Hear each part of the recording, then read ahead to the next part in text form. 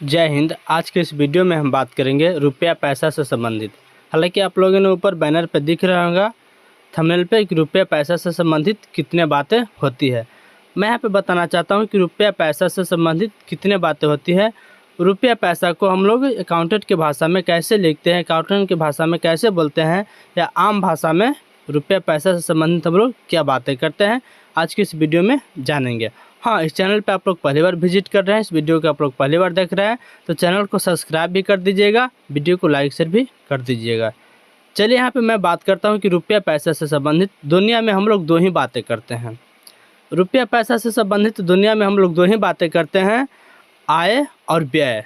जैसे मैं यहाँ पे बताना चाहता हूँ कि पैसा किसी न किसी माध्यम से मेरे पास में आ रहा है और मेरे पास में आ रहा है तो किसी न किसी माध्यम से हम पैसा को खर्च कर रहे हैं, यानी कि उसको किसी के पास दे भी रहे हैं। जब मेरे पास में पैसा आ रहा है तो कोई ना कोई इंसान मुझको पैसा को दे रहा है, उसको आय कहते हैं। जो मेरे पास में पैसा आ रहा है उसे आय कहते हैं, और जो मेरे पास से पैसा जा रहा है उसे व्यय कहते हैं। जैसे मैं बताना चाहता हूँ देहाती भाषा में, देहाती लैंग्वेज में लोग कहते हैं कि पैसा मतलब कि आया है। ठीक है, पैसा आया है और पैसा गया, मैंने किसी को पैसा भेज दिया।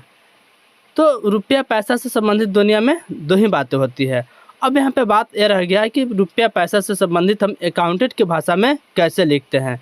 जैसे मैं यहाँ पे बताना चाहता हूँ कि आय, पैसा किसी प्रकार से आ रहा है तो अकाउंटेंट की भाषा में हम प्राप्ति लिखते हैं, और पैसा को गया, मेरे पास से चला गया या किसी भी इंसान के पास से पैसा चले जाता है तो उसे अकाउंटेंट की भाषा में हम भुगतान लिखते हैं।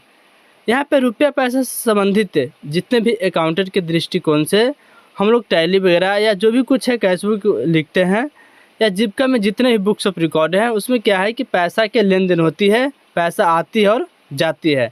जैसे किसी के हम पैसा दिए, कोई भी स्वयं सहायता समूह के दीदी है तो उसको हम पैसा ऋण क्या कि निकासी की और दे दिए, तो पैसा दीदी के पास में गया, लेकिन फिर दीदी क्या करती है, वो पैसा को वापस करती है। यानी कि पैसा से क्या हो रहा है कि पैसा आ रहा है जा रहा है। अब यहाँ पे बात कर लेते हैं VO का प्राप्ति भुगतान।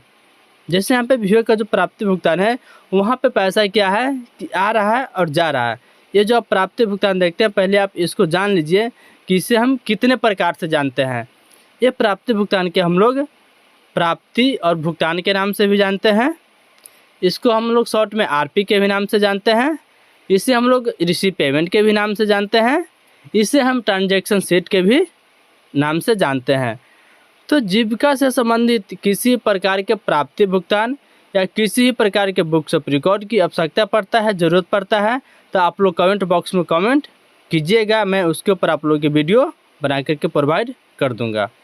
हाँ, अब यहाँ पे मैं बताना चाहता हूँ कि स्वयं सहायता समूह हो या ग्राम संगठन हो, दोनों स्तर पे हमारे पैसे की लेन देन होती है। जैसे स्वयं सहायता समूह में हमारे सदस्य दीदी पैसा क्या करती है, पैसे की लेन देन यानी कि ट्रांजैक्शन करती है। और ग्राम संगठन स्तर पे जिसे हम लोग VO कहते हैं, विलेज ऑर्गेनाइजेशन, तो VO में भी पैसे की ही लेन देन होती है, लेकिन वहाँ पे क्या है कि सदस्य दीदी नहीं है, स्वयं सहायता समूह की सदस्य दीदी नहीं है, सिर्फ वहाँ पे VO का ट्रांजैक्शन समूह से यानी कि स्वयं सहायता समूह से लेन देन होती है। जैसे मैं यहाँ पे बात करता हूँ कि किसी भी स्वयं सहायता समूह की दीदी ने पैसा ली तो पैसा उस समूह की बैठक में वापस करेगी। सेम उसी प्रक्रिया यहाँ पे ग्राम संगठन में चल जाता है कि ग्राम संगठन ने किसी प्रकार के पैसा देता है तो स्वयं सहायता समूह के पैसा देता है, और स्वयं सहायता समूह क्या करेगा कि जो भी पैसा लेगा ग्राम संगठन से वो पैसा को ग्राम संगठन के बैठक में आन करके पैसा को वापस देगी। इस चैनल को सब्सक्राइब कर लीजिएगा, वीडियो को लाइक शेयर कर दीजिएगा। मिलते हैं फिर अगला वीडियो में। जय हिंद, जय भारत।